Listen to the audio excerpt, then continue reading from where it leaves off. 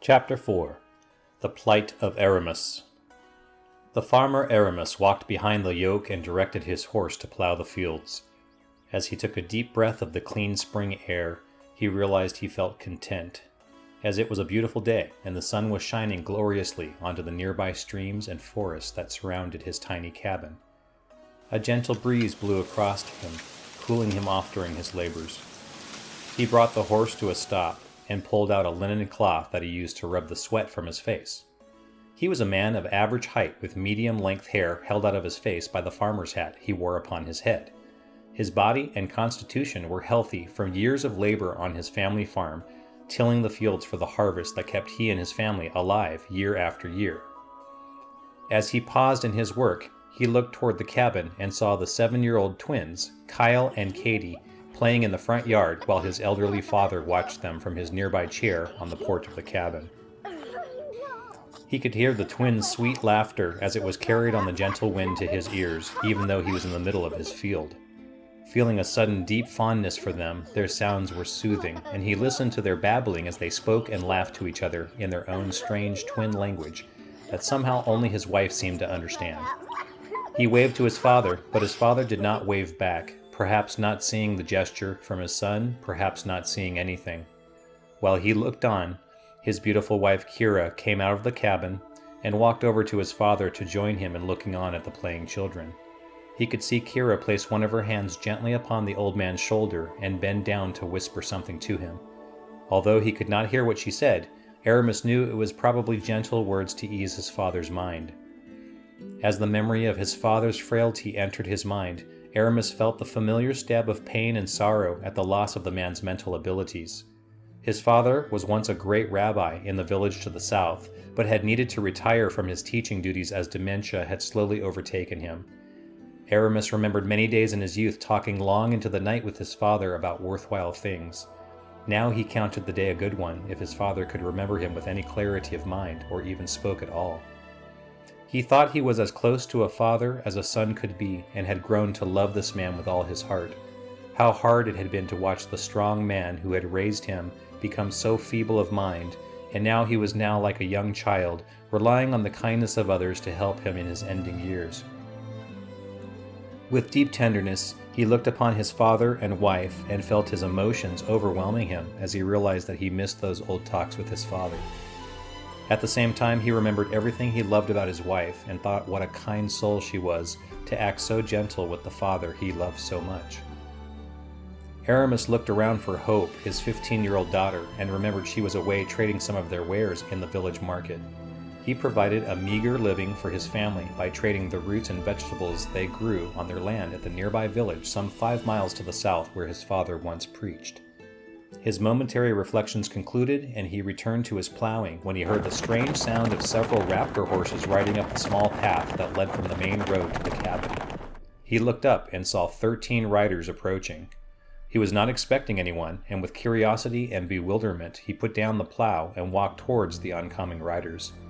Erimus glanced back at the cabin and saw that Kira had taken the twins out of sight. He knew his wife had a gift for sensing trouble, and with growing unease, he approached the lead rider who had come to a stop in front of the cabin. Erimus walked over to the group of riders and called out a friendly greeting to the lead rider. "Hallowed is the day, good sir. Can we offer assistance to you and your riders?" The lead rider was older and taller than the rest. He wore the trews and tunic of a huntsman and had a great bow and quivers strapped to his body, as did most of the other riders. His mouth and those of his gang was covered with a red windana designed with cross shapes, as it was the custom of riders to protect their face from the wind when traveling by raptorback. The leader had a deep scar that crossed his right cheek, and his nose had been broken several times. His oily salt and pepper colored hair was tied off out of his face with leather wrappings. He and the group with him were covered with the ever-present dust and sweat that accompanied the travel upon the strange creatures, which were a strange mixture of horse and raptor. The leader and his men drew down their windanas, and he began to speak. As he did so, a smaller man with peculiar-looking large eyes spoke first, interrupting the leader. "Let's just look for the woman, Barbarous. I know I saw her when we rode up," said the man in a challenging tone. The man addressed as Barbarous stiffened and looked sharply at the man who had spoken. and stared coldly at him with a grim expression on his face until the smaller man looked down and stopped speaking. The leader, known as Barbarous, returned his angry gaze to Erimus and said in a gravelly voice, "We want food for us and our wrapped horses." As he spoke, his men got off their mounts and surrounded Erimus. Before Erimus could reply, his father, who was sitting on the porch, suddenly leaned forward on his chair and cried out, "And I saw a man covered in the light of truth. And behold, he smote down his enemy with a two-edged sword, and gave out a triumphant cry to his master."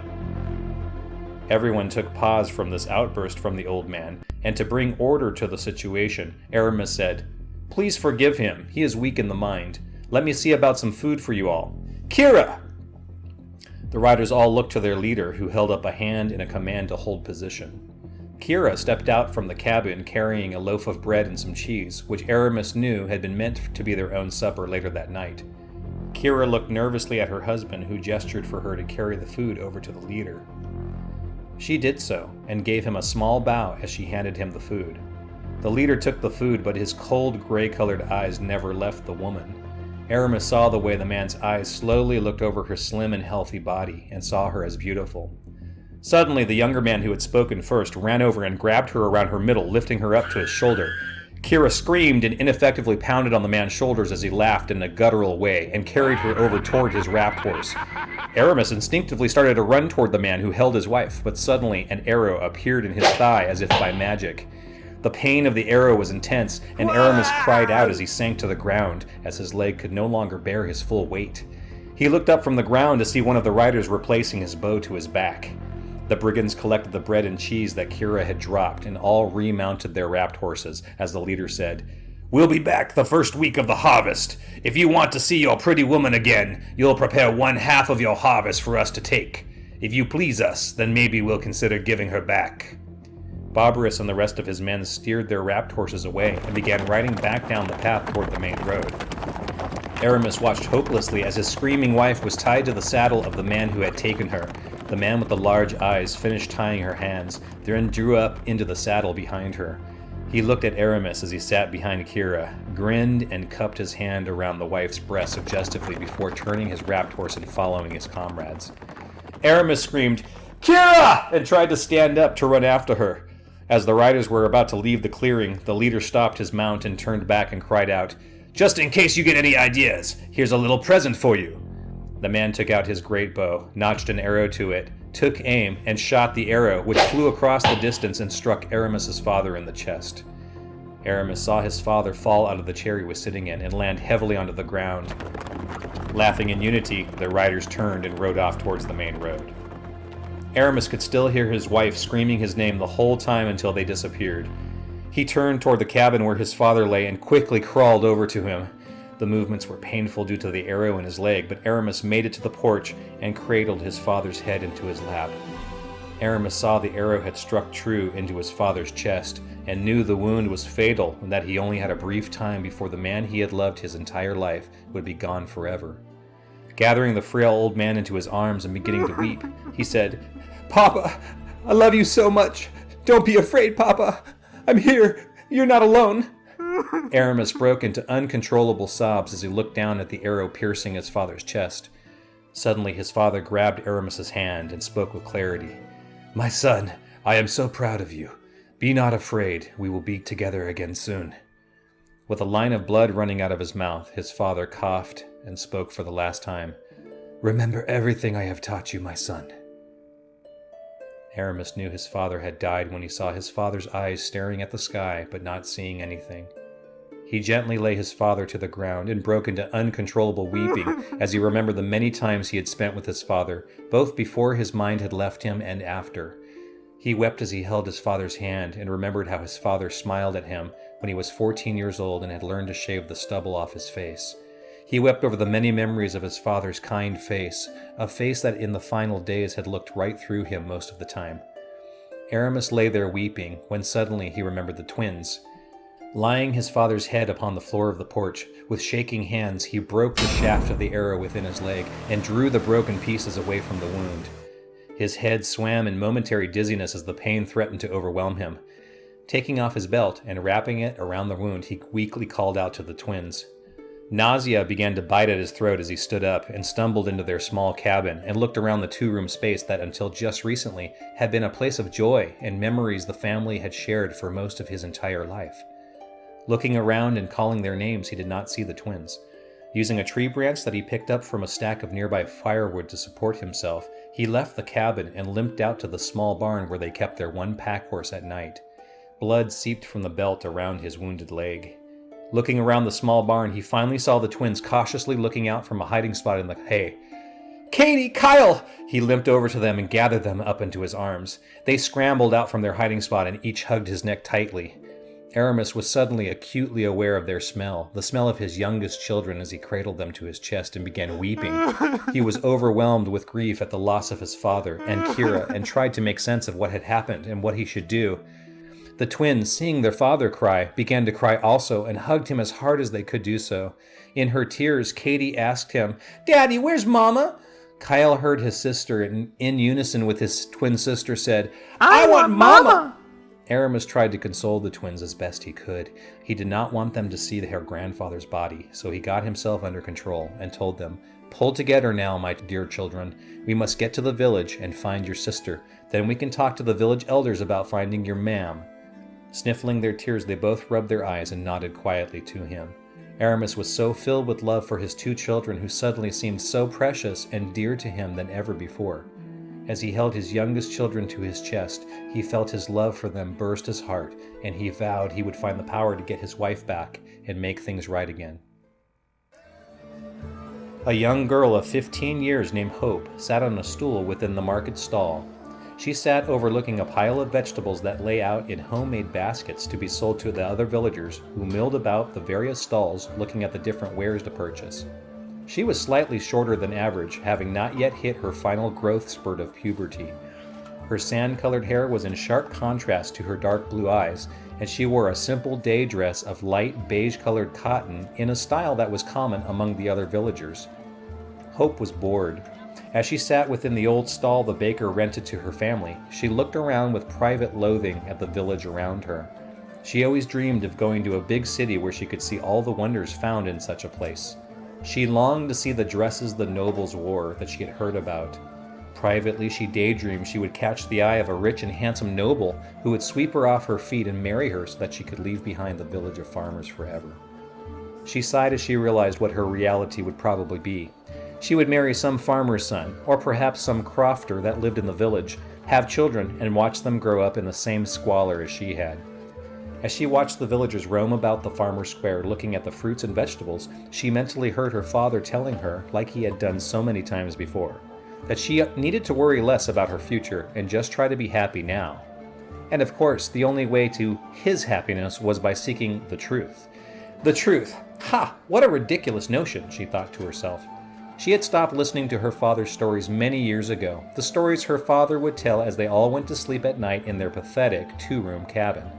She was so sick of the stories that he had learned from grandfather about a time before their time when men and women had all lived in great cities and had machines that let them do great wonders, and how their greed and gluttony had finally caused the near destruction of the entire race of people. Her father always told her they descended from a truth-filled people and that he told these stories so she and the twins would not forget the lessons that came from them and that they could pass the lessons on to their children someday.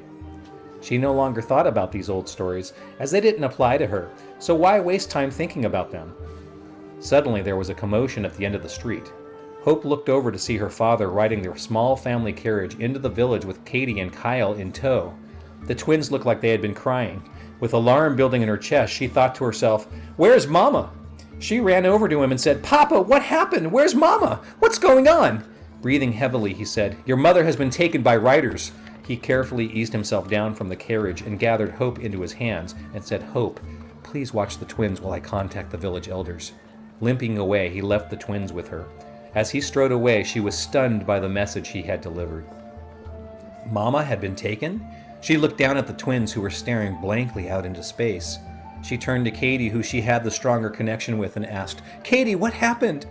Katie told her how riders had come and how Mam had gotten one of her feelings and took her and Kyle to the barn and hid them in the hay.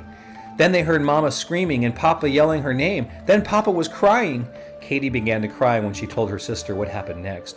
Then Papa told me and Kyle to go check Horsey. While we were getting Horsey, I saw Papa taking Grandpa out to the big oak tree by the cabin. He was dragging Grandpa by his arms. Katie burst into tears and hid her face in her sister's lap. Hope's mind was in turmoil. With tears starting to run down her face, she held her crying sister to her body and tried to make sense of what was going on. Erimus burst into the elders' hall of the Southern Forest Village. Dirty and exhausted, he had planned what he was going to say the entire trip from the cabin where he had just buried his father in the ground by his father's favorite tree. Prior to his ailment, his father had carried much weight in the village council and was well thought of. After his mind began to leave him, the village elders had stopped visiting and had little to do with the family at all. Erimus knew his chances were slim that the village elders would offer any kind of support. With a mad urgency to find his wife, he thought to himself, I have to try to get help to find Kira. Before he left the cabin, he had prostrated himself on the ground the way he had been taught and prayed to the great Savior. Dear great Savior, I beseech thee, hear your servant's humble plea for mercy and send us help. In Riley's name, Amen. Erimus strode into the village meeting hall where the village council of 10 was sitting and having a meeting. Gerard, the eldest and the leader of the group, stood up and greeted the limping Erimus. Erimus, great spring, what in good harvest transpires here? Riders have taken Kira and have shot my father, said Erimus in a desperate tone. As he spoke the words, Erimus struggled to maintain dignity and prose as he was taught to do before his elders, but he could not help to remember his wife screaming his name or the final words his father had spoken to him, and tears began running out of his eyes down onto his cheeks. With a quivering and squelched voice, Erimus outlined to the leaders what had happened. He finished with a plea for assistance. I come to ask for any kind of aid you esteemed leaders may offer. Please help me find Kira. The council members looked grave at the news he had told them. They each surrounded Erimus and placed their hand on his shoulders and with lowered heads mumbled quiet words of sympathy to bring him comfort. Finally, the men moved back and Gerard spoke. In a gentle and stately voice, he said, Poor Erimus, we grieve with you at the loss of your wife and father. He was a great man and my mentor in many things. As for finding Kira, our young men are needed in the fields and rivers at this critical time of year and cannot run away from their duties or the whole village will suffer. None of us in the village can help you. With stunned silence, Erimus listened to Gerard's words. Finally, after a moment of reflection, he said, I understand. I must go and find her by myself. Is there any of you who I might leave my children with while I am on the journey? Gerard looked around the group and said to Erimus, Let us discuss your plight amongst ourselves. See to your children until we summon you back. Erimus left the council room as they began to discuss the situation. He found Hope and the twins back at the baker's stall and gathered them up all into his arms. As his children clung to him, he began searching for the right words. Finally, he said, Children, I need to go find your mother. It will be too dangerous to take you all with me, so I have asked the elders if I can leave all of you here. At this news, the twins began crying and hugging his legs, pleading for him to take them with him. Hope sat shocked and listless, listening to her father's words and trying to make sense of how her world had so suddenly changed for the worse. She remembered she had just had a disagreement with her mother that morning and had left for the village without saying anything. Now she realized she might never get the chance to see her mother ever again. Slowly, she began to blink back tears at the thought that she might not ever hear her mother's laugh or smell her mother's smell as she hugged her before going to sleep. Erimus was in the process of soothing the twins when he looked up to Hope. Hope, I am really going to need your help right now. I know it's a lot to put on your shoulders, but I need you to help me watch the twins while we figure this out. Hope nodded mutely, overwhelmed by the magnitude of his words. She had never known a time when her mother, father, and grandfather had not been around to take care of things.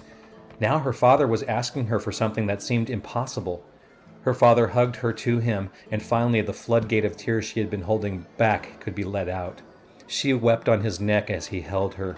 She noted his familiar smell of sweat and the lye soap their mother used to wash their clothes, mingling together in her nose to bring her a memory of happier times.